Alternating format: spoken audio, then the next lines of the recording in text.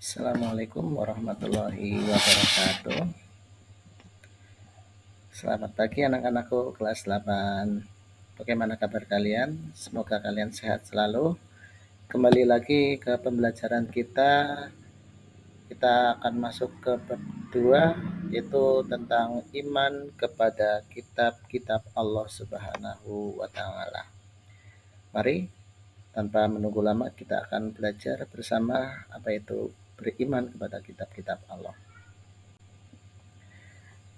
Ya, pengertian iman kepada kitab-kitab Allah Subhanahu wa taala yaitu mempercayai dan meyakini sepenuh hati bahwa Allah Subhanahu wa taala telah menurunkan kitab-kitabnya kepada para nabi dan rasul yang berisi petunjuk untuk disampaikan kepada seluruh umat manusia.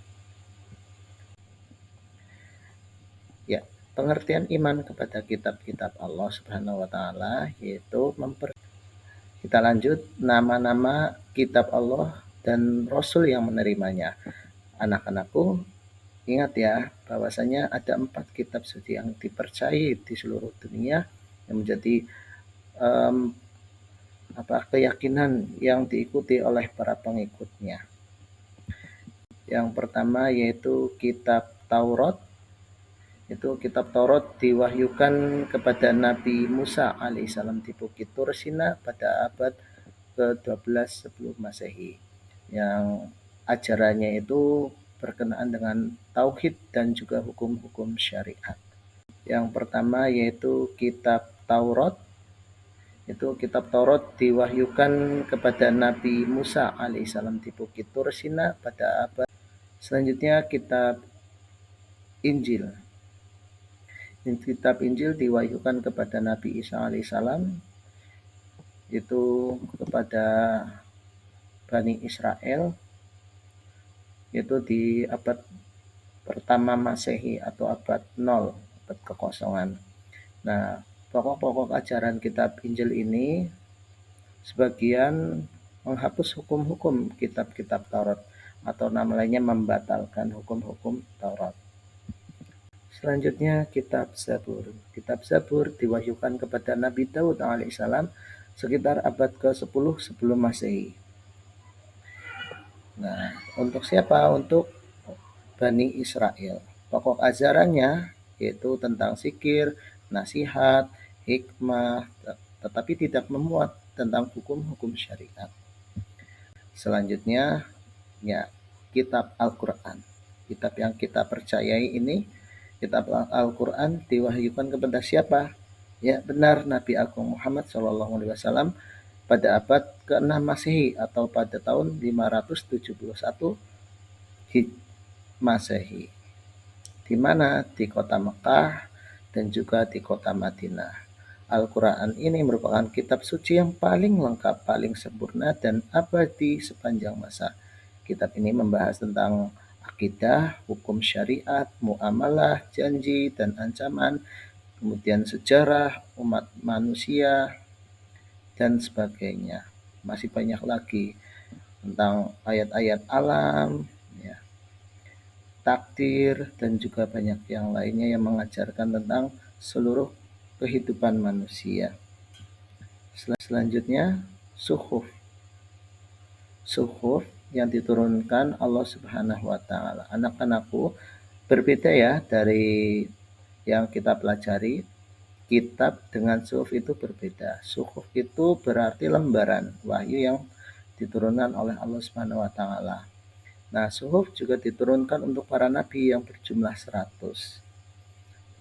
Selanjutnya ada contoh nabi yang menerima suhuf. Yang pertama Nabi Syed alaihissalam menerima 50 suhuf. Kemudian yang kedua Nabi Idris alaihissalam menerima sebanyak 30 suhuf. Ketika Nabi Ibrahim alaihissalam menerima sebanyak 10 suhuf. Dan keempat Nabi Musa alaihissalam menerima sebanyak 10 suhuf. Nah, dan masih banyak nabi-nabi lain yang mungkin tidak bisa disebutkan. Selanjutnya, cara kita sebagai umat manusia beriman kepada kitab suci Al-Quran. Yang pertama, meyakini bahwa Al-Quran merupakan wahyu dari Allah Subhanahu wa taala. Yang kedua, meyakini bahwa isi Al-Quran mengandung kebenaran yang murni dan mutlak. Yang ketiga, membaca, mempelajari, memahami, dan mengamalkan ajaran yang ada dalam Al-Quran. Selanjutnya, cara kita sebagai umat manusia beriman kepada kitab suci Al-Quran. Yang pertama, selanjutnya yang keutamaan Al-Quran dari kitab yang lain. Nah, ini keutamaan atau kelebihan Al-Quran dibanding Al-Quran kitab-kitab yang lain. Yang pertama, Al-Quran terpelihara kemurniannya hingga akhir zaman. Tidak ada sesuatu makhluk pun yang dapat menandingi kehebatan Al-Quran. Kemudian, membaca Al-Quran juga merupakan ibadah dan termasuk pahala yang besar. Kemudian yang keempat, isi Al-Quran mencakup semua aspek kehidupan manusia dan sesuai dengan fitrah kehidupan manusia.